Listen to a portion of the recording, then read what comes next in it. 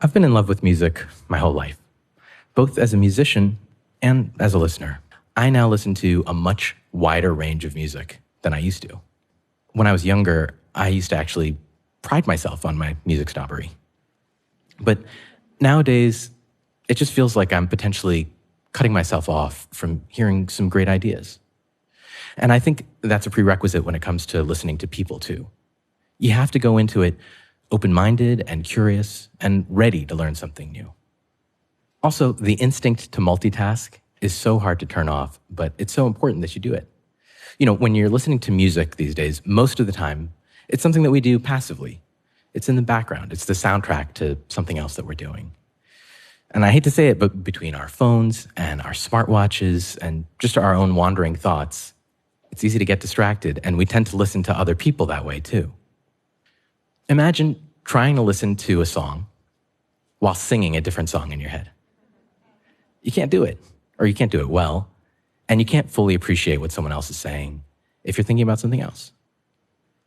I'm also a big believer in the power of nonverbal communication. Like, just a simple act of a nod is a way to let the other person know that you're engaged and also invites them to keep going and say more. That kind of intentional, engaged silence makes space for them. That also means turning off the instinct to talk about yourself. I used to think that this was actually the best way to show that I was really listening. Someone would tell me something and I'd say, oh man, that reminds me of this thing that happened to me. And then I would tell a whole story of my own. But it's kind of like listening to half a song and then saying, oh, this part reminds me of this other song, and then turning that first song off and going and putting on some other song, which is also something I've done. But you can't get deeper if you lose the moment like that. So it's a challenge to your impatience and to your selfishness to be engaged without making it about you. Every conversation has the potential to open up and reveal all the layers and layers within it, all those rooms within rooms.